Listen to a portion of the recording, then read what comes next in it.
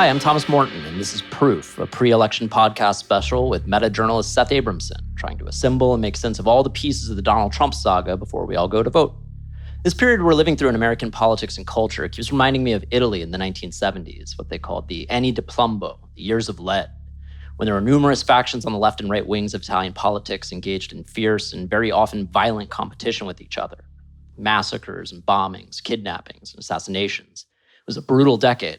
In the middle of this mess, the Italian poet, filmmaker, and public intellectual Pierpaolo Pasolini wrote a famous newspaper editorial called Io So, or I Know.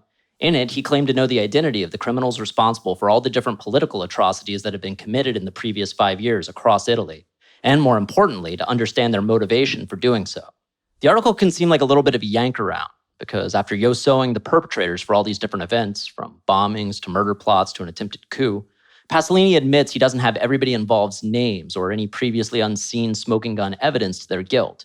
Rather, he understands how everything so far has unfolded and why it did so, quote, "Because I am an intellectual, a writer, one who tries to follow all that he comes after, to know all that is written in some way, to imagine all that is unknown or concealed, all that which is also coordinated from afar, to put the disorganized and fragmentary pieces into an entirely coherent political picture, to reestablish logic where arbitrariness, madness, and mystery seem to reign."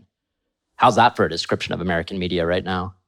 Anyway, so Pasolini could tell you exactly what powers are responsible for the turmoil in Italian politics in his time, again, quote, "because the reconstruction of the truth proposes itself in what has happened."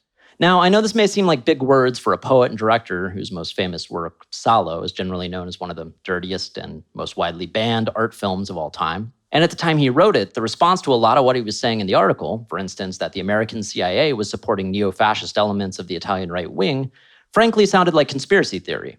The thing is, though, within the next couple decades, as more and more info was declassified and made available to historians for the period, everything Pasolini described had in fact happened, and in the way he said it had. He may not have had a list of names or a direct accounting of all the various plots to draw from, but the evidence was already there, scattered among newspaper reports and other isolated bits of information for anyone willing to put the time and effort into lining them all up in their proper order.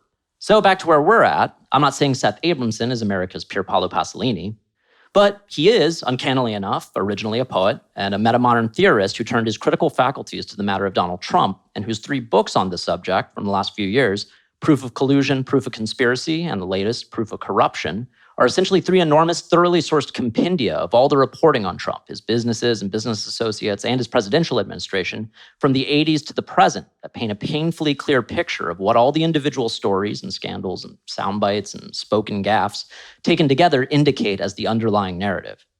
It's a doozy, a long and complicated and depressing doozy. Oh, and by the way, because there are so many names and figures to juggle throughout this saga, we have added some audio footnotes to help keep them straight. When you hear this sound, that's the footnote. And when you hear this guy, footnote's done. I've already burned up enough time making arcane references to 50-year-old events in Italian history, so let's begin unwinding this decades-long story with Seth. Hi, Seth. Hi, Thomas. How are you doing? Like everyone's doing, I think. Variations on weird, right? Variations on weird, yeah. It's funny, whenever I've met anybody who's written, especially something like as long as your last book, I feel like I'm like, oh, it's weird to meet you because I feel like I've already gotten to know you. Your book, however, I feel like I got to know a lot of things about the subject, but you are like this kind of almost like an invisible presence assembling all this stuff. So it's, in fact, actually good to meet you. Where to start? Where did you start with this story? Can you just tell me where, literally when you began picking through the pieces of this? Well, where I started is probably the very same reason that I feel so absent in the book, is that I started from this not so much as a conventional political journalist, not so much as someone writing a memoir, but as someone who wanted to be a meta-journalist, because I felt that there was so much good reporting being done on Donald Trump, frankly, right from the get-go, but so much was happening with respect to him that no one could consume it all. No one could process it all. And I felt that we needed someone to sort of compile, curate, connect all the investigative reporting that was being done on Donald Trump. So this was starting in 2017 that I sort of realized there was this influx of good information that was overwhelming everyone and that needed a curator. But I didn't start writing until 2018. But it was important to me to not have myself really be in the book because my function was as a curator of the work of other people. Right. Thousands of other people. And that's why the book reads as it does. That's why it feels like we're meeting for the first time now.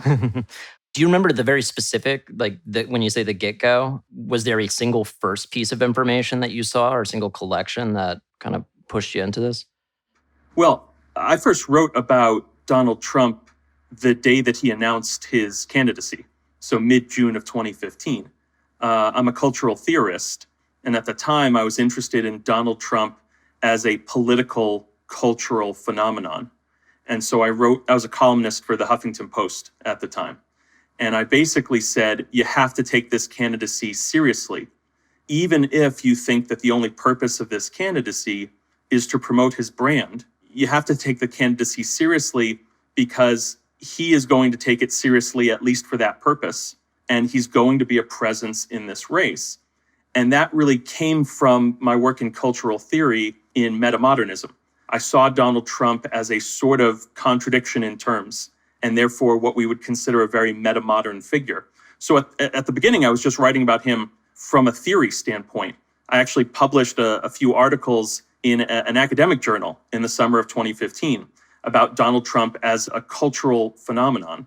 But I didn't really start writing about his foreign policy or the 2016 election until December of 2016. I started writing about Eric Prince and Rudy Giuliani and what at the time, I and some others were referring to as the True Pundit scandal, which was essentially this drop of Pizzagate information that came in the 10 days before Election Day 2016. And that sort of kicked off me writing about Donald Trump as a purely political phenomenon rather than a cultural or theoretical phenomenon. Okay, so you're writing about a month after he wins the election. Prior to 2015, what do you see as Donald Trump's role in American culture? How are you looking at him? To be honest, I don't think I thought about Donald Trump very much prior to 2015. I was aware that he had been flirting with a presidential run for many, many years, going back to the Reform Party after Ross Perot left. Ross Perot was an eccentric Texas billionaire who ran as an independent candidate in the 1992 election and then started his own party, the Reform Party, in 1996. He is your classic third-party weirdo. He was never someone I took seriously, to be honest. Never someone I thought anyone would take seriously. I have to be candid about that. He struck me as a preposterous figure, kind of a joke. Someone who had obviously not been particularly adept at business, despite that being his primary presence in American life, because I knew he had gone bankrupt so many times. I didn't take his television show seriously. I thought it was both bad television and also that he was bad in it.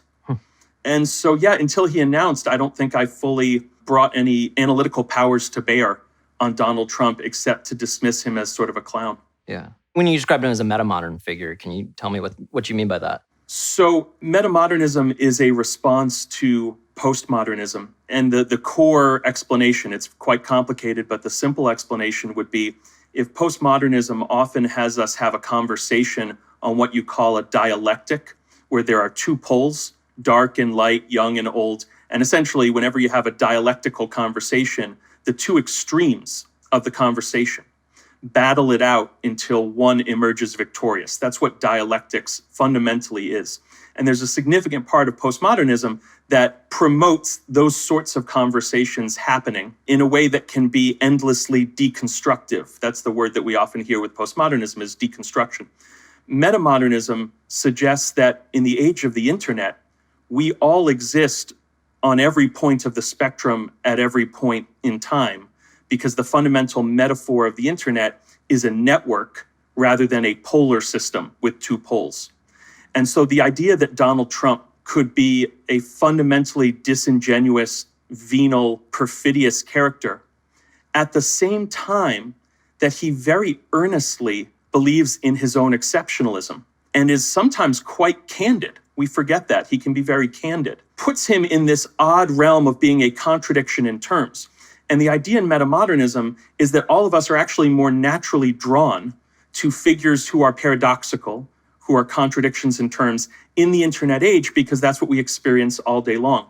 And so what I hypothesized in the summer of 2015 was that a lot of postmodern political theorists were saying that Donald Trump voters were merely angry. And what I said was, no, that's not correct. They are angry optimists. And if you miss their optimism because you don't share the way in which it's directed, which I don't happen to, or how they frame their own optimism, you miss the fact that they consider themselves to be very forward-looking.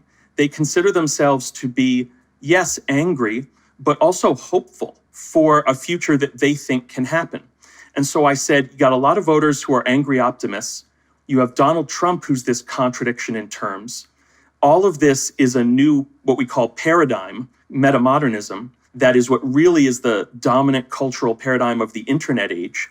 And I said, Donald Trump is going to exist in our lives like the internet does, as a fundamental contradiction in terms that nevertheless we find alluring and can't turn away from, because he's occupying multiple spaces on the spectrum at once, just as we feel we are. And I have to say, I think that theoretical analysis turned out to be correct. But interestingly, it's also metamodernism that caused me to write my book the way that I did. So metamodernism is not about Trump voters. It's not about Trump. It's very much a theory of how we can think about how things happen in the digital age. And many times the things that happen are really generative and positive, but then sometimes they can be really dark and dangerous too.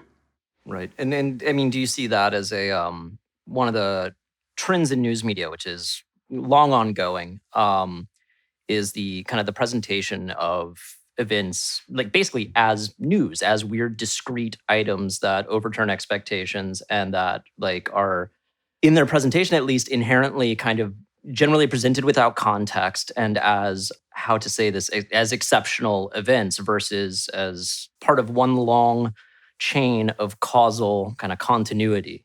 Yeah, so one of the subjects that I teach at University of New Hampshire is journalism, with a focus on digital journalism and with an even more specific focus on emerging modes in digital journalism.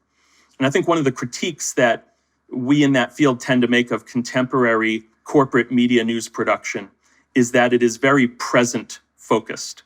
Breaking news all day long, analyzed to death by people who are just sort of hearing the news along with the rest of us and giving their current sense impression of what it means, but without the freedom, particularly on TV, on cable, without the time or the space or the freedom to contextualize these present events in the extensive context, particularly past context, that gives them actually meaning.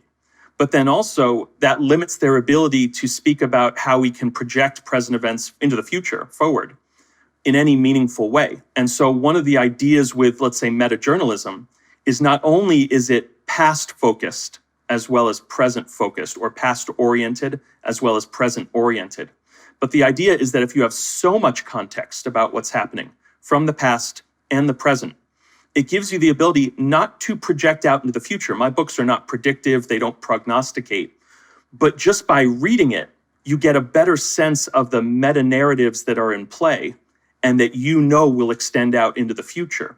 And so the book becomes implicitly predictive, which is a very unusual concept because we think of people becoming well-known in media because they explicitly predict things.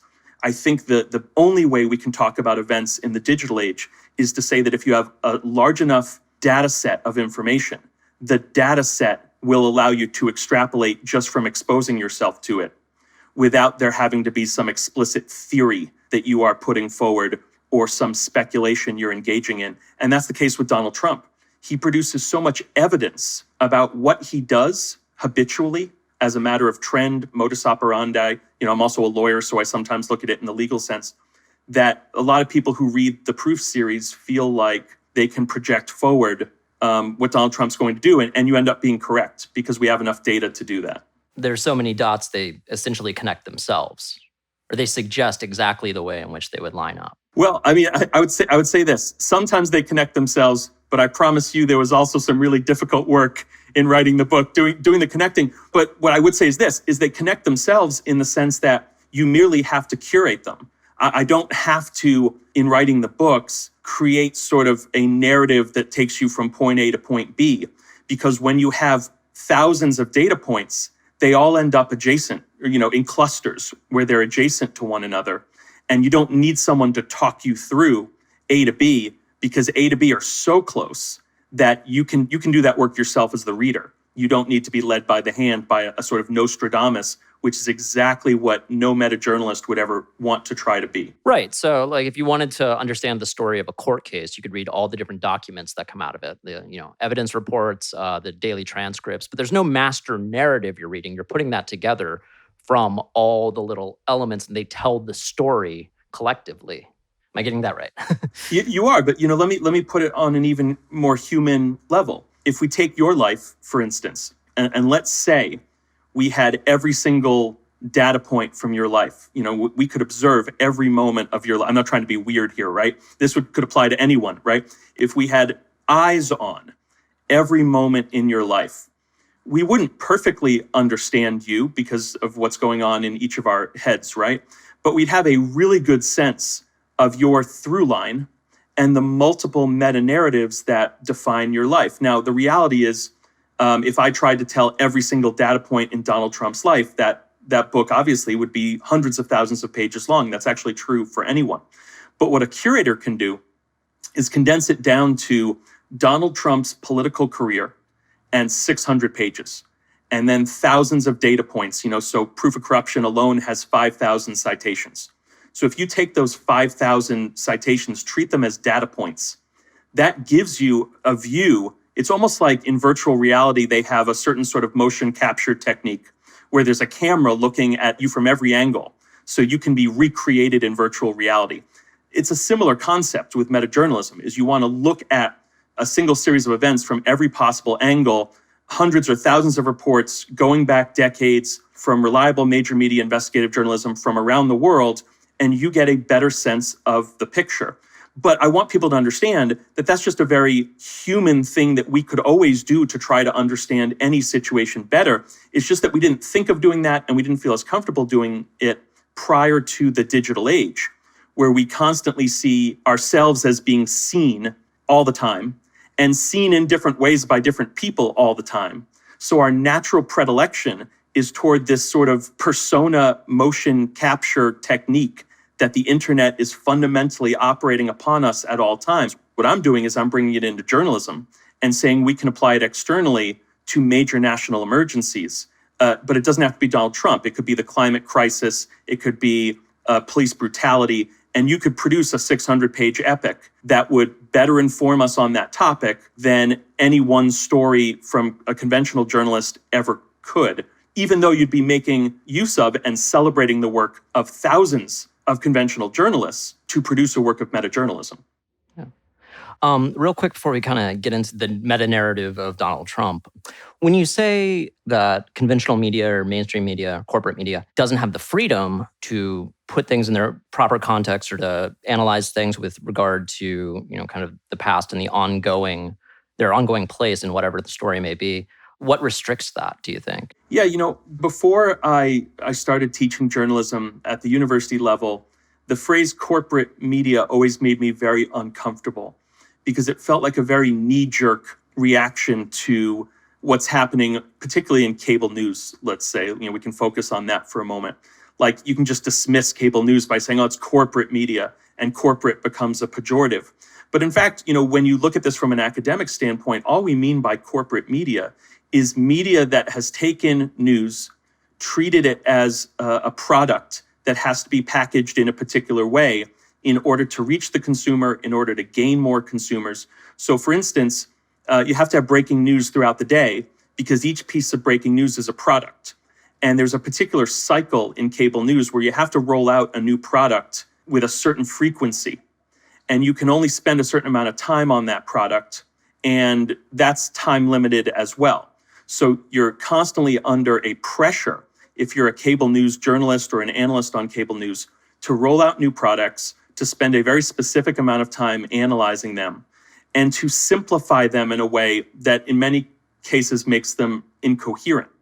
So metajournalism doesn't operate upon cable news analysis because cable news analysis is largely without journalistic merit or any long-term substantive merit. It's one of the reasons I don't very much enjoy being on cable news, because I think it's not the format in which to present this information or even to analyze it. So what metajournalism works on is conventional journalism, but it's conventional long-form investigative journalism, which is already very hard to put into a cable news context. And it sort of exists in its own space. You get a feature-length article that comes out in The Atlantic or ProPublica or The Intercept, every few months on a particular topic. It'll come out every few months. And that is really hard to get that to capture people's imagination, because we as consumers are so accustomed to treating breaking news as a product that's time limited, that will be rolled out multiple times a day, that an investigative journalist spends 3 months or 6 months or a year working on a long form piece of investigative journalism. And when it comes out, it's treated like a 7-minute present oriented product. So who can kind of rescue it from that fate? The idea is that the meta-journalist can come in and say, not only am I going to put your long-form investigative journalism in my book, I'm going to network it. I'm going to create a matrix of data that connects your investigation with 100 other investigations that were done all over the world over the last 10 years on similar topics or even an identical topic, which augments and signal boosts your work and makes it even more significant, because now it's part of a system of information. It's not been isolated as like a Happy Meal like product that can be isolated and tossed aside. And that's what people don't understand about metajournalism, I think, more than anything else, is that you strengthen each data point when you put it in a system, when you put it in a network. You don't weaken it, you actually strengthen it, because it can't be discarded as easily. Yeah. I mean, makes me think of all those nerds who treat the movie trailers that come out as of equal weight and importance to the canon, which a loathsome word I've come to decide, as the whatever the movie or TV show may be. Yeah, I think one of the things that gets people excited about metamodernism when they start to study it is that you start to see the same phenomena in every field, in every discipline, in every profession, in every medium. You start to see the operation of the network as a foundational metaphor, and all the dominoes that fall when we accept that we're no longer on a dialectic. We're no longer on a straight line with a pole at each end, and then those two sides do battle. We're in a four-dimensional, because you have to add the dimension of time. We're in a four-dimensional network. And just accepting, we all say that we accept that. But to be honest with you, I wouldn't say that politics had accepted that prior to Donald Trump or Bernie Sanders. I wouldn't say that media has actually accepted that. I think a lot of people are still functioning on what we would call a two-dimensional dialectical spectrum. And it's incredible that that's the case in 2020. And that when someone says, no, we need metajournalism, we need a four-dimensional network of information, I can say from experience, you get attacked. And you get attacked pretty hard as someone who somehow has a dispute with or spits upon conventional journalism, when what you're actually saying as a metajournalist is, if conventional journalism doesn't come into the 21st century, it's going to self-destruct in the next 5 to 10 years. So if you want to save it, and I know that I do, you got to bring it into a four-dimensional network space. It's got to adapt. It does, yeah. So where you started with the Trump story was basically right before the 2016 election. The first two characters you mentioned were Eric Prince, he's the Blackwater guy, right? Yes, that's right. Making sure I still remember. Well, he was. He doesn't own Blackwater anymore, but he was. And Blackwater's no longer Blackwater, right? It's however you pronounce that. G. It is, although I think what I heard is that actually Blackwater's coming back. I think they're bringing the name back, which all bad things are coming back again in 2020, and that's one of them. So. Oh, it's true. Yeah, I was gonna say either that or like Coke Classic, just one of those false brand kind of false flag branding attacks. What did you discover about him and Rudy Giuliani, and what was their connection to Trump at the moment? Was when you were looking at it? Yeah, so there was actually Donald Trump very rarely has one person working on a task for him. He will usually have a small team of people who are trusted because of one of three reasons. Either they're a member of his family, he's known them so long that he understands and is confident in the fact that they don't have a moral or ethical code, or he knows them to be someone who has engaged in such a long career of illicit or even criminal behavior that they are unlikely to ever report anything they do on Trump's behalf to law enforcement, as they themselves are fundamentally compromised by their own past activities. Sorry, there's a fourth category, and that would be Trump lawyers. It's a very important category because Donald Trump believes that anything his lawyers do for him, no matter what, he believes is privileged because Roy Cohn represented his clients in that way. That's actually not true. Roy Cohn is like the archetypal nasty lawyer. He's the guy who put Julius and Ethel Rosenberg in the chair, known for his dirty tricks and for using the law in as mercenary a fashion as possible. He's a real dastardly bastard, or bastardly dastard, I guess. I'll say as a lawyer, there are many ways to pierce attorney-client privilege, and the crime-fraud exception is the most famous of them. But right. Donald Trump, because his model for an attorney is Roy Cohn, believes that you can actually have your attorneys commit crimes for you, and there's no way for law enforcement ever to find that out. So what he will often do is actually have his attorneys represent him on a task where the person that he wants to do business with that is illicit in some way, his attorneys will then be retained by that person, if you follow. So he now... basically sets up the entire legal team for both sides. Exactly right. And his theory is that now there's attorney-client privilege on both ends of the illicit transaction. And so his theory is it's now invisible for all intents and purposes. I mean, remember that Donald Trump has had a very positive experience, actually, of our legal system. It has basically allowed him free rein to be a rapacious robber baron in real estate and go bankrupt with virtually no consequences whatsoever for many, many years. So he actually has a lot of confidence that our legal system is, in his mind, corrupt enough that it will never be able to take him down or serve justice on him. So anyway, so those are the four categories of people that he deals with. All this is to say that in October of 2016, he had a group of people connected to his campaign through several of those four dimensions who were trying to mastermind an October surprise. For a wrench in the works right before the election day. This is all, I'm speaking as a meta-journalist, right? This is all taken from major media reporting. This is not, my personal opinion of what I think could have happened. And so those individuals included his lawyers, Joe Digenova, Victoria Thompson, Rudy Giuliani, included his family member, Donald Trump Jr., included two top advisors on national security matters to his campaign, Michael Flynn and Eric Prince. I should also mention Roger Stone was in the sort of longtime friend who's known not to have a moral or ethical code category. He was involved as well. Or fashion code. Exactly. And then included, as is often the case, we see this in the Ukraine scandal, some people who were agents of his agents. In this case, someone like Jerome Corsi and a few people who were connected to sort of the InfoWars conspiracy theory landscape. Michael Flynn Jr. could be seen as an agent of an agent, the son of his top national security advisor, though importantly, never officially named to any national security advisory team. That was quite deliberate, but Michael Flynn Jr. involved. Their goal was to do two things that were connected. And it's a little bit confusing, but I'll try and give you the very short version. What they were trying to do was give the impression that NYPD had seen all of Representative Anthony Weiner's wife's computer entries relating to Hillary Clinton. Of course, Huma Abedin was an aide to Hillary Clinton and also married to Anthony Weiner. So they wanted the idea out there that certain officers in NYPD had seen everything that was on Huma Abedin's computer that had to do with Hillary Clinton, and that those items were evidence of substantial criminal conduct, specifically involving pedophilia, sex trafficking, Jeffrey Epstein, and Jeffrey Epstein's island. I want to underscore that all of this is a lie. None of this is true. This was a fantastical story concocted by Eric Prince, Michael Flynn, Rudy Giuliani, and others. But it was made credible by the fact that NYPD had possession of that computer for a period of time before it was passed along to the FBI. It was made credible by the fact that Rudy Giuliani had substantial sources, and everyone knows this is true. He has substantial sources within NYPD. It was also known that he had sources within the New York field office of the FBI, which took possession of the computer from Weiner and Abedin.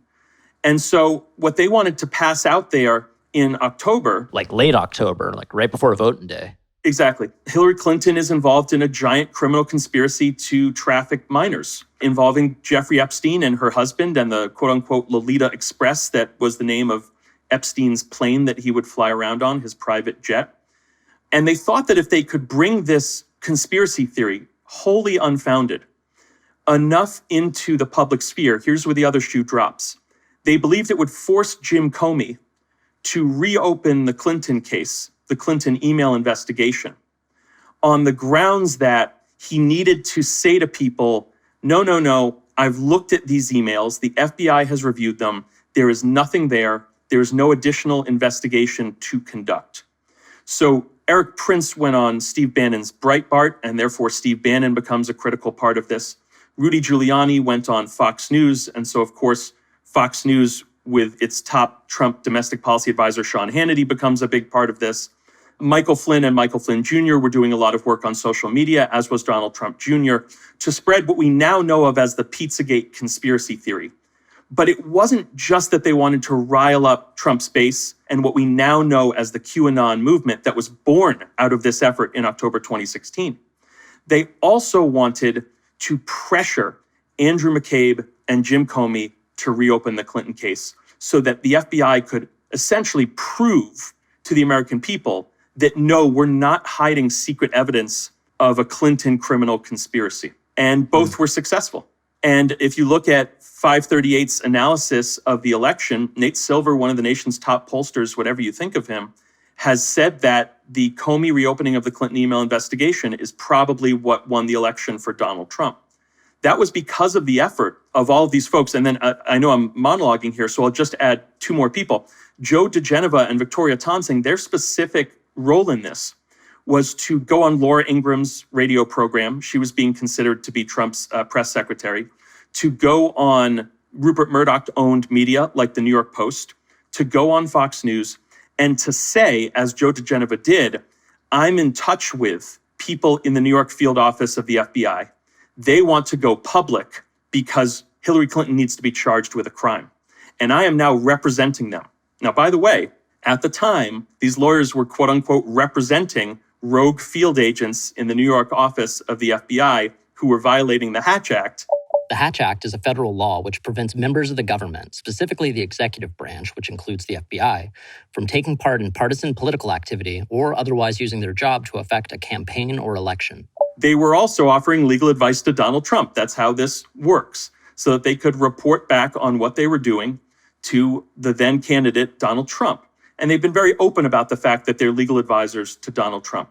So you can see how social media, digital media, claims made about whistleblowers at the FBI, claims made about Rudy Giuliani's sources in NYPD, Eric Prince going on Breitbart and giving what has to be the most infamous interview in electoral politics in the modern era, when just a few days before the election, he goes on and he lies openly, says, I've spoken to the people in NYPD and the FBI, and they have seen the evidence, and Hillary Clinton is trafficking children, and she's part of a criminal conspiracy. It's 100% a lie. But he's doing this to pressure Comey, and it works. Can you explain what because it makes sense. You create this elaborate conspiratorial smear against the other candidate, and you try to get people, groundswell of people to believe in it. And that's obviously could conceivably have an impact on people wanting to vote for her or not. But the part of the plan that's a little confusing, I think by design, is the other side of that is using those rumors to spark an investigation that'll ultimately disprove those rumors. Like, how does that work? Yeah, so this is taken from, this part of what I'm going to say next is taken from the Department of Justice Inspector General report by Michael Horowitz. It establishes that Andrew McCabe and Jim Comey, in the last week of October 2016, around the 24th or 25th of October, were incredibly concerned that some FBI agents were going to leak details of either what was on this computer or, more importantly, just the fact that the computer had not been fully looked at by the FBI. For some reason, when the FBI took possession of the computer from NYPD on or around October 3rd of 2016, the FBI actually didn't immediately review the computer. It looked at metadata, but it didn't go through and look at all the content. And so the theory that Digenova, Thompson, Giuliani, Michael Flynn, his son, Eric Prince, Donald Trump Jr., the theory that they had was that it didn't matter at all whether anything they said was true, because they just needed to say certain things before the election, And as long as Donald Trump won the election, it didn't really matter if it was disproven after the election. So their theory was, all we need to put out there is that the FBI hasn't looked at these materials, which was true up until October 24th, 25th, 26th. And then we have to lie about what's on the materials. And that's where Eric Prince comes in and the whole Pizzagate stuff comes in. And that will force Jim Comey and McCabe to say, look, we're about to have FBI agents who aren't going to leak anything about Pizzagate, but they're going to leak that we haven't actually looked at these emails. And that's going to then support the claim that these emails include criminal conspiratorial information and that we, the FBI, are trying to help Hillary Clinton. And that will damage the reputation of the organization. So we have to come out and say, hey, we have this new information. We're going to review it as quickly as we possibly can to see if there's anything there. And then we're going to get back to you. And that's what Jim Comey did in the final 96 hours of October 2016. Again, right before everybody goes to vote. Yeah, so the problem is, even though they finished that investigation before the election, it was a critical 7-day period when people were voting early and when people were just making up their mind about who to vote for. When you now had an active criminal investigation into one of the candidates, evidence that the FBI said it hadn't yet seen, and you had major figures connected to the Trump campaign, not just saying this is what we think is in the information, but actually saying we've spoken to the NYPD, we've spoken to the FBI, and this is what's there. It didn't matter if it was true. It just had to be heard loud and clear before people voted, and it definitely was. So this is what I sort of started doing my domestic policy analysis of Donald Trump with respect to, was this event that allegedly was the basis for his victory. Who was behind it? What did they do? And the incredible thing, of course, is we see these same figures return in the impeachment episode. I mean, who was at the center of the impeachment story? Rudy Giuliani, Donald Trump Jr., Victoria Thompson, Joe Digenova, to a lesser degree, but still connected to the Trump-Russia end of the Trump-Ukraine scandal, Eric Prince and Michael Flynn. So you see, Donald Trump doesn't have a vast network of operatives. He has 4 categories of people that he trusts, and he's got about 24 people who fit in those categories. So basically, they used the threat of an October surprise to affect an actual October surprise. Yeah, and they did that not to be too reductive about it or to try to circle back to something I was talking about previously. They did it because they understand the internet. They understand the internet far better than the Clinton campaign did. They understood that it didn't have to be true. It simply had to be interesting. It had to appear to be an expanding story that you would naturally want to investigate to its darkest corners using the powers of the internet. It had to be communicated via digital media and via social media. It had to be communicated through colorful figures who were controversial, and everyone has a different opinion about them, and they're confusing to people, so everyone talks about them. So when they say something, it's listened to because they're getting more attention. Classic clickbait. And of course, attention is the currency of the digital age. So they understood quite well that this would be an effective strategy. And what I think I establish in the chapter that deals with this in Proof of Collusion, my 2018 book, is that this understanding of the internet and this handling of law enforcement and lies about criminal investigations, that's probably what won the election in the most causal, immediate sense for Donald Trump. And as a result, that pattern gets repeated over and over and over again during the Trump presidency in at least 12 countries, as I detail in Proof of Conspiracy in 2019 and Proof of Corruption in 2020. And why did they repeat it? Because the people doing it were very effective at what they did, and because it worked as a strategy. And so they're still trying to frame fake information about criminal investigations. It's just now, it's Joe Biden instead of Hillary Clinton.